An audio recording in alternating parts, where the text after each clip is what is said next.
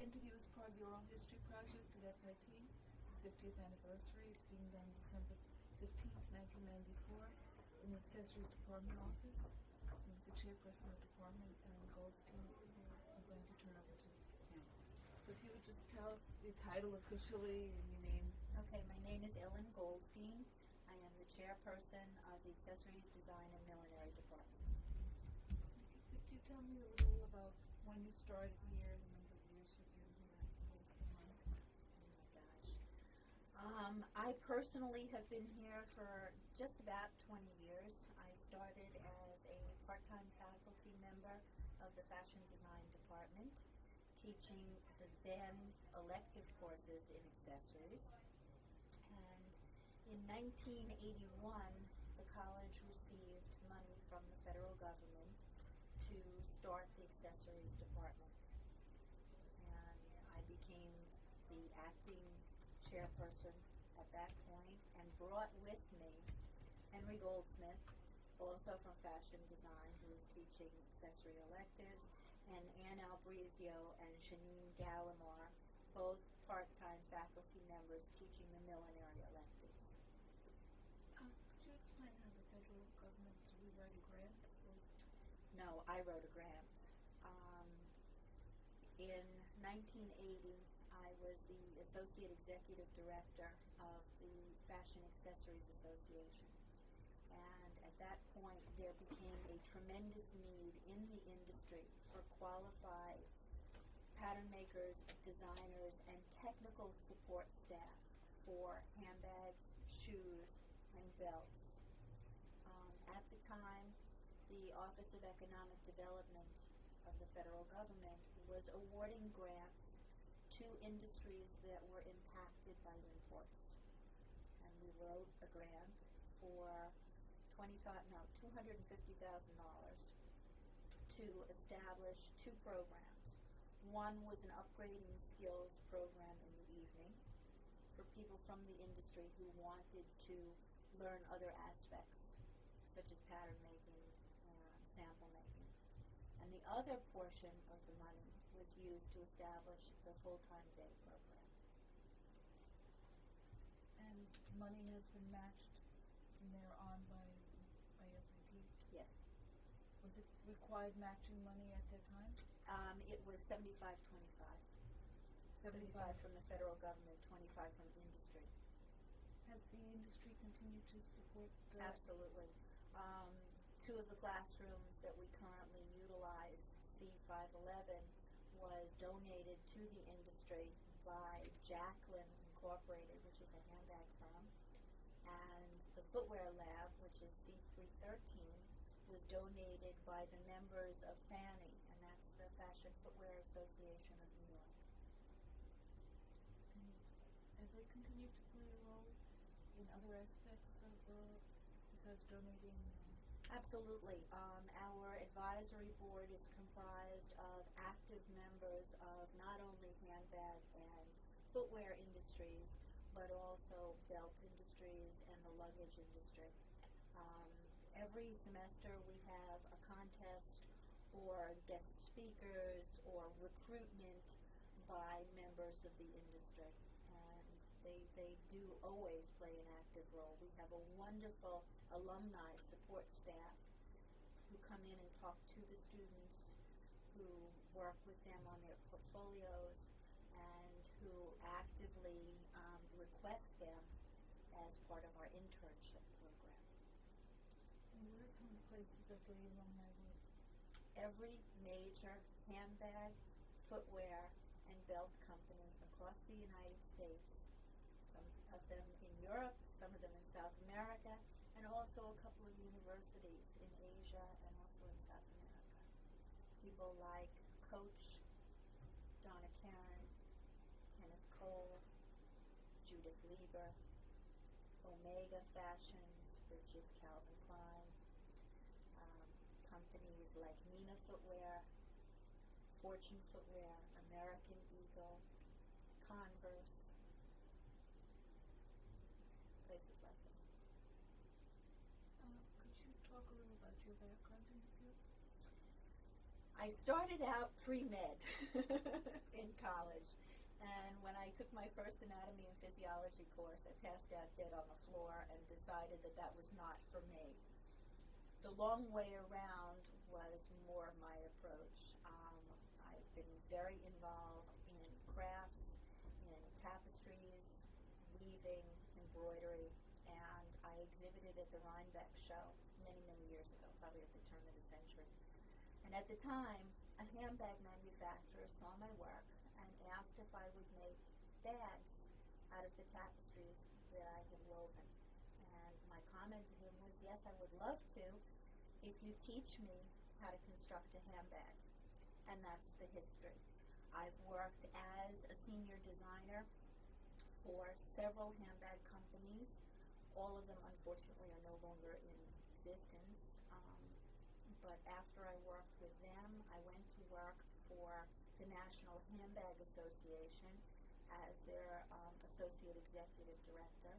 And in 1979, they changed their name to the Fashion Accessories Association, bringing in other people besides handbag manufacturers. I've been involved in their public relations, in their recruitment and employment, and as their educational counselor. I've been involved with the City of New York in their salute to the fashion industries. I've set up programs for severely retarded children, teaching them how to make accessories, working with Russian immigrants to train them for the industry, and also ex-offenders. Could you talk a little about the students that you've seen come in, the background of the students that come into the program, off training?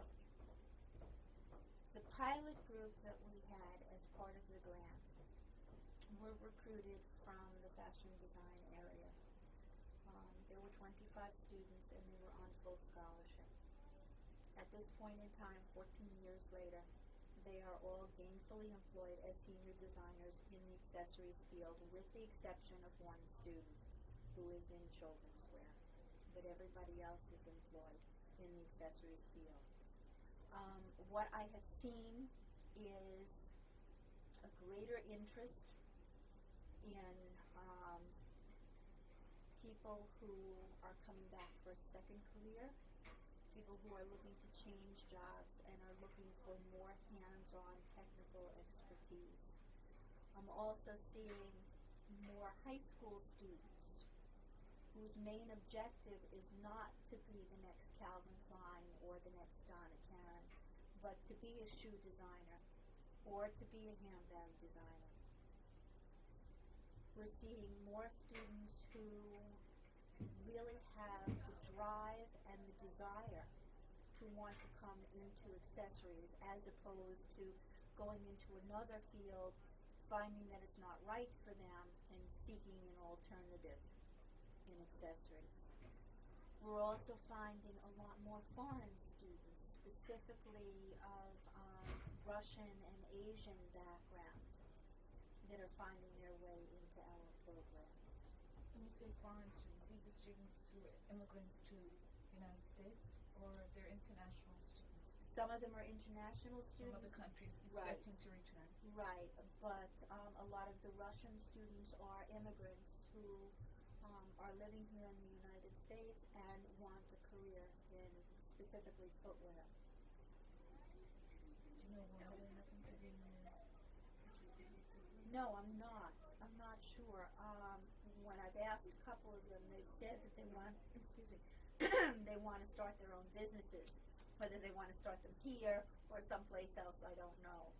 But we seem to also have a student who is more industrious, more genuinely interested in exploring all aspects of accessories. In terms of the students who were in there previously, have you seen a change? From 20 years ago, you mentioned that they came from fashion, but in terms of, you look at them. Oh, no, thank you. If I do, you won't hear me. Okay. If you think of them in terms of ethnic background and first generation college, New York How would you describe those early students We've compared always to now? had a minority student. Do you want to stop for a second? As I said, most of our students have been minorities. American, African American blacks from other countries when you say minorities? Orthodox Jew, African American, Native Americans, Hispanics, Asian. This is throughout. This is throughout. Have most of them been born in the United States, or? I would say that probably in the beginning most of them were born in the United States. What I'm seeing now is more students whose I'm trying to think, who have come from other countries. And this is like the first experience in college, do you think? Yes, oh absolutely. And you mentioned they go into big industries, and what proportion start their own business? I would say at this point probably about 10% of our graduates start their own businesses. Now that's 10% immediately upon graduation.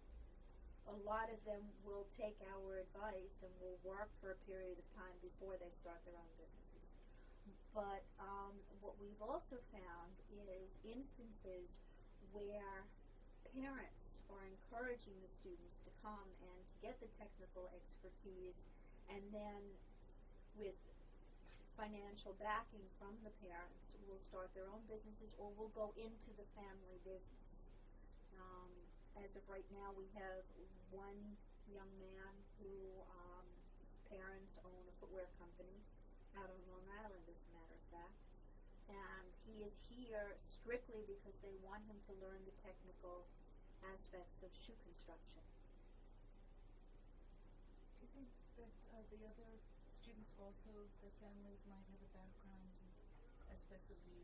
No, not really. We have a student right now from Spain, who I would have assumed parents were in a leather-related industry. They're not. She just has a passion for accessories. But they really, the type of student that we get is by no means inferior to any other department. We get a student who may not be the greatest artist, but you give them a piece of leather, and what comes out of that is absolutely incredible. And that's the caliber of student that we're looking for, and that the industry seems to be looking for. On my desk right now happens to be 4 job offers from Cole Haan, and they would not be able to fill those positions if it wasn't for this program. The industry gets students from it and continues Absolutely. to act as advisors. Absolutely. Could you talk a little about some experiences you would like to include in the archives?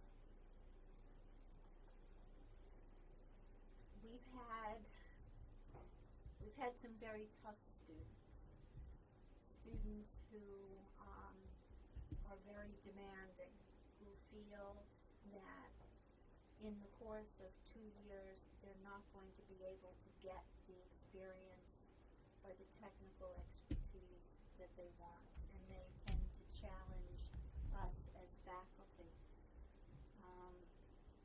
One of those individuals was a young lady by the name of Shelley Ornstein, who when she came in, all she wanted to do was make shoes.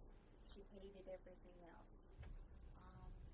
When she graduated, she said that in 5 years' time, I will make a name for myself.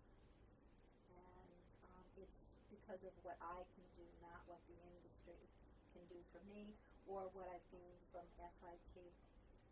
Shelley is now the head designer for Converse, and she comes back every year to talk to the students to say I was wrong, that it wasn't what I could do for myself, but what I've learned from my faculty and what I've learned from the industry.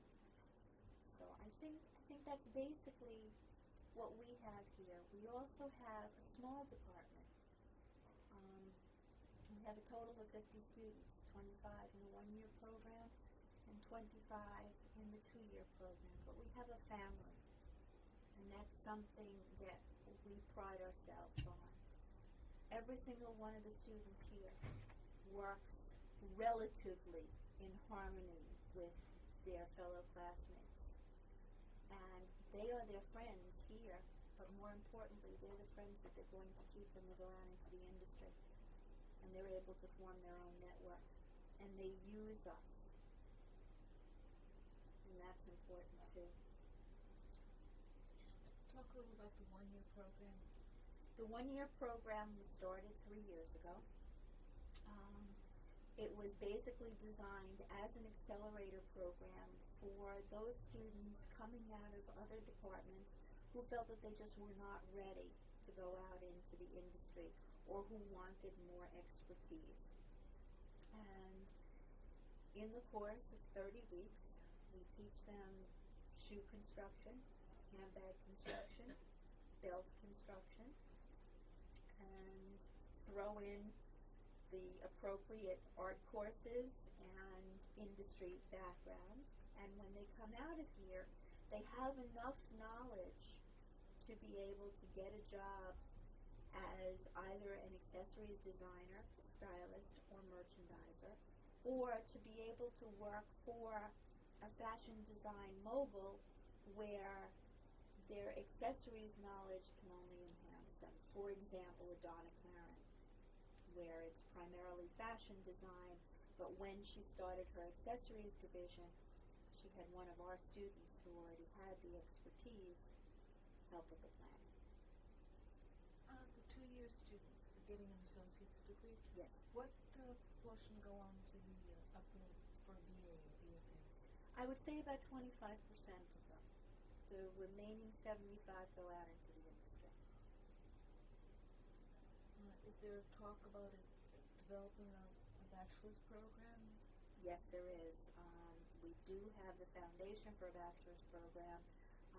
It will cover areas that are currently not covered in the associate's degree, areas such as luggage and briefcases, theatrical accessories, restoration of accessories, orthopedic footwear, and athletic footwear. It's just getting the administration to understand the need for the program. I guess funding is an issue.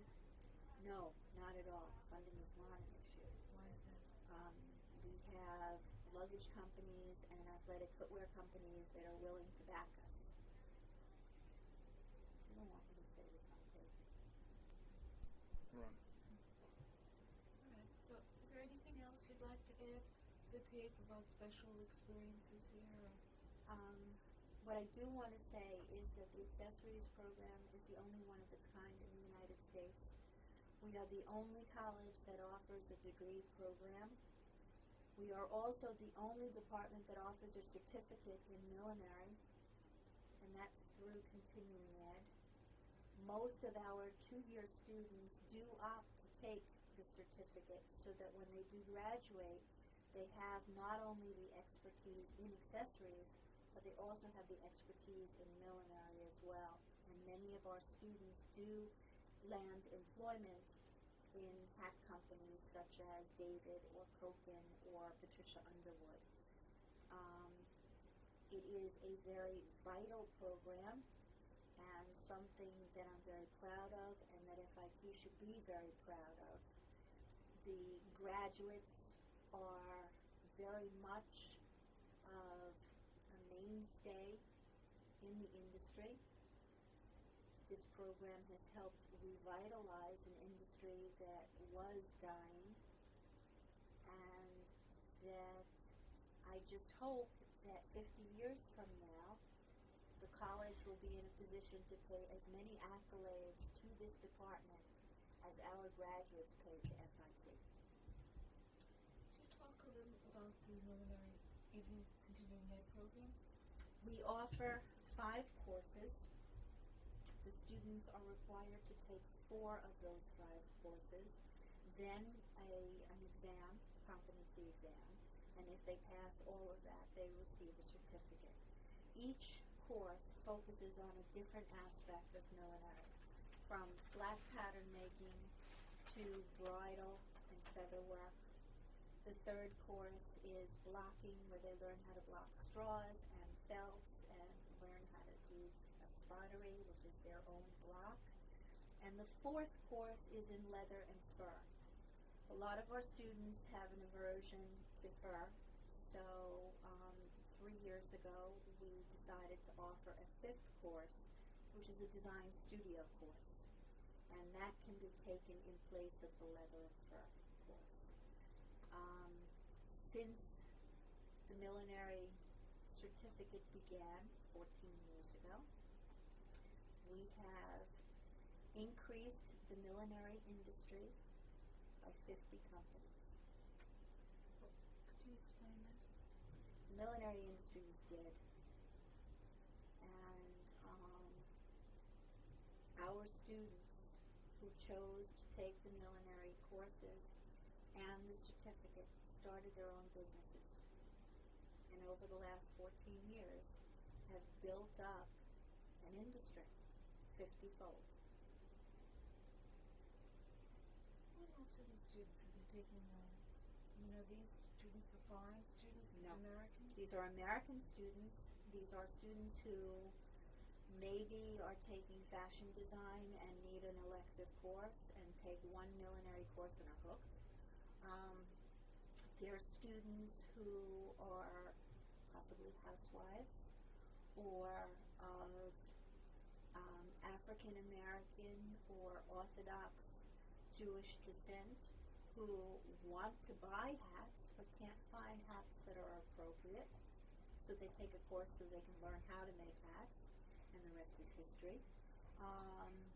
There are people who have an industrial art background or an architectural background who find that they like the 3-dimensional concept, but instead of working with a pencil and a ruler, they prefer to work with their hands.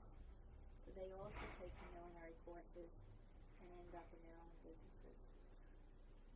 If I could just follow up on that. Are these mostly students from small business families? So it's a high rate of students to go start their own business. I don't know. I've never really done a study.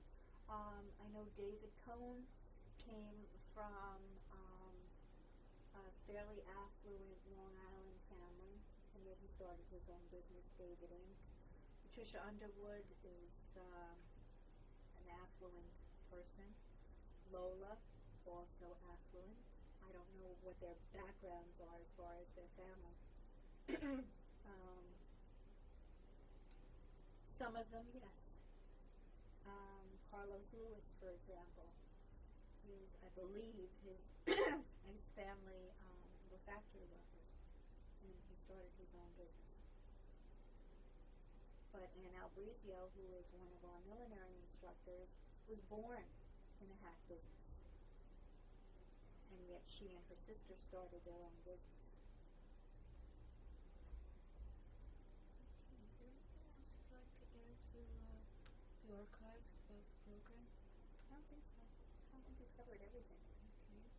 Thank you very much.